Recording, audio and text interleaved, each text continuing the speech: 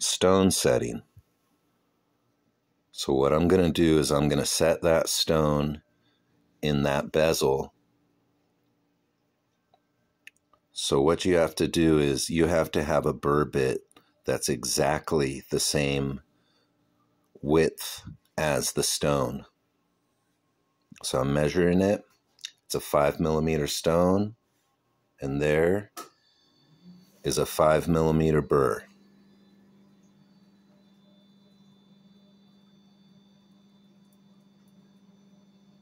There we go, 5mm.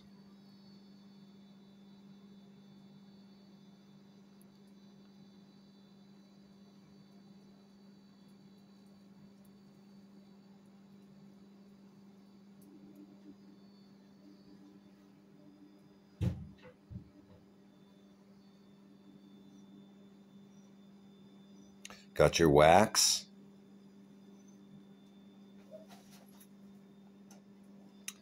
There's the bezel at the top of the earring of the butterfly wings. Now see, when the bezel comes commercial, the stone is just sitting in there, not even deep enough to be set, because you have to have a lip of metal around the edge that you push the tiny metal over the outside of the stone. So what I'm doing is I'm cutting down into the bezel deeper.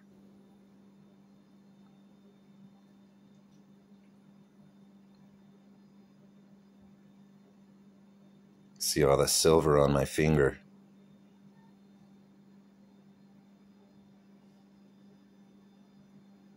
And what I'm doing is I'm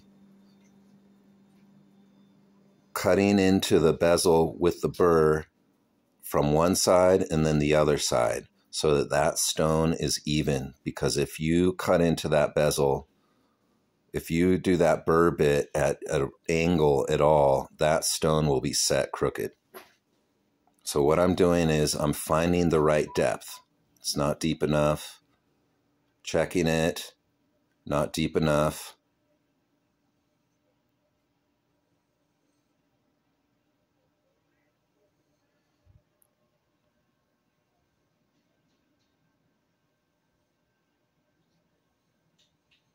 You want the table of the gemstone to be just slightly above the wall of the bezel, the sides of the bezel.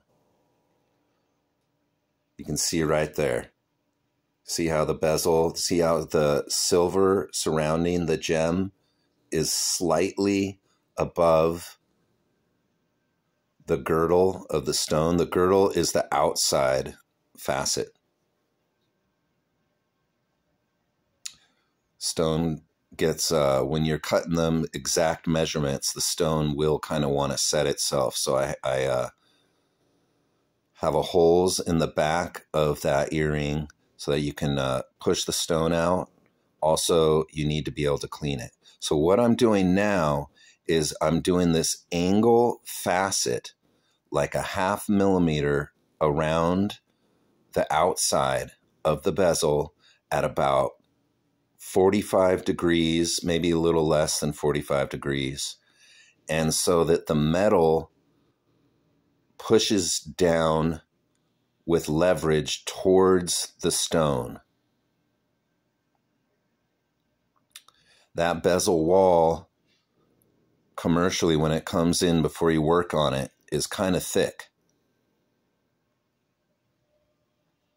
So what I'm doing is I'm thinning the bezel so that you can push the metal onto the stone. So I'm going around the edge.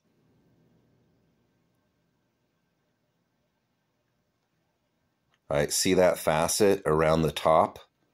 See that shine right there? That's what I'm doing. I'm cutting that into it.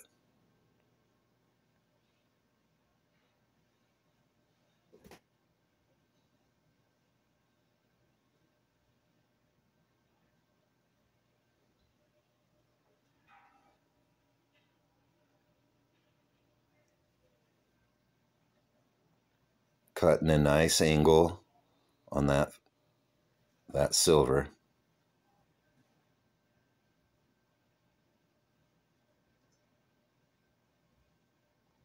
Making sure it's the even cut all the way around so it's not thick in one part and thin in another part, because it will show.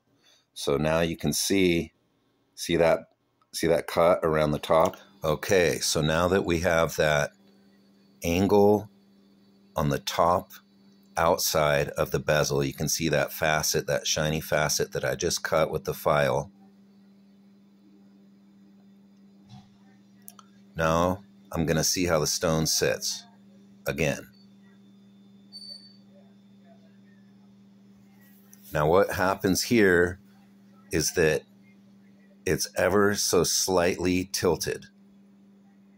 And what happens is those filings, those tiny little silver filings, can make the stone set crooked. So what I'm doing is I'm looking at it, checking it out. It's just ever so slightly off. I'm trying to push it into place to be a little bit more exact.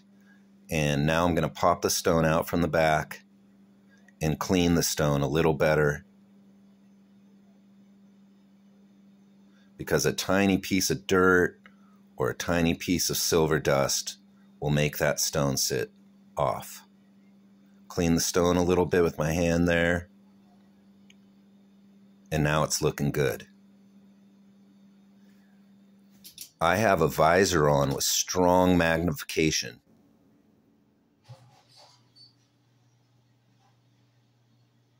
There we go. It's looking good.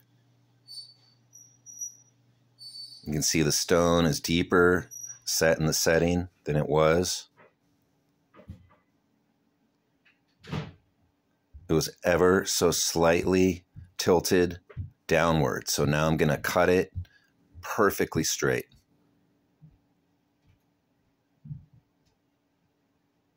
The stone will sit in the bezel according to how you cut the burr. So you have to make sure you burr it out perfectly straight down. That looks a lot better.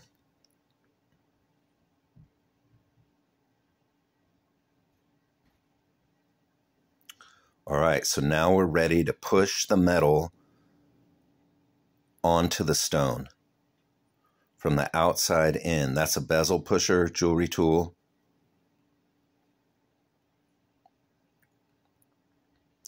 Hold the jewelry secure. You can see that the jewelry is on that tiny lip of wood there, and that's what I'm securing. See, I'm putting it right there on the tip of that metal, on the wood.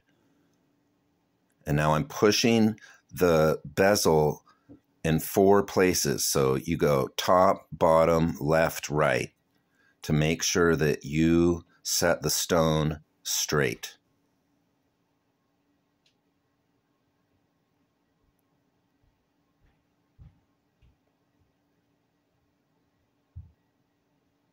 It's looking good. So I'm doing the other 4 parts. And then you just start to begin to do all the way around. See, I'm spinning it around, rotating, pushing the metal onto the stone.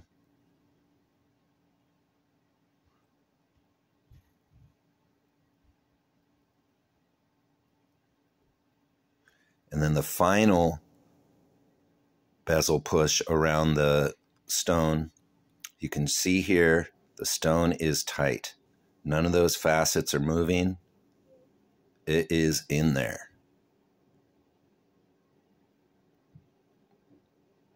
And there you have it. The stone is set.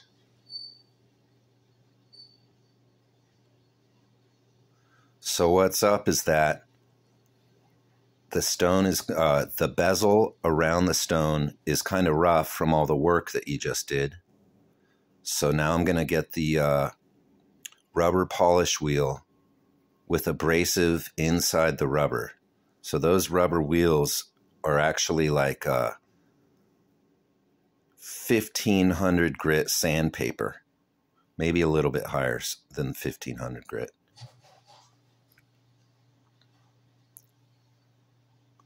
So now what I'm going to do is very delicately go around the edge. You don't want that rubber polish wheel to hit the stone.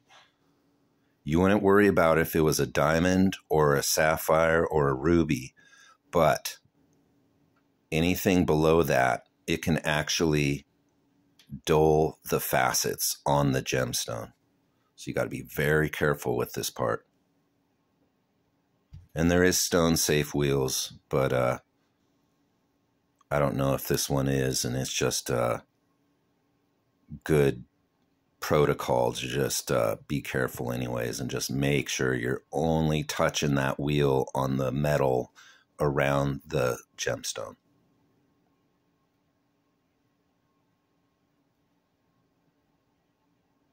And you can see it shining. You can see it polishing it right there. See the reflection of the bezel on the outside of the stone?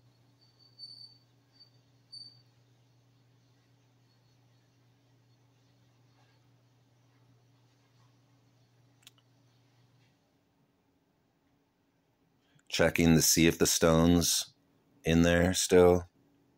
I mean, checking to make sure that it's set securely. And there you have it.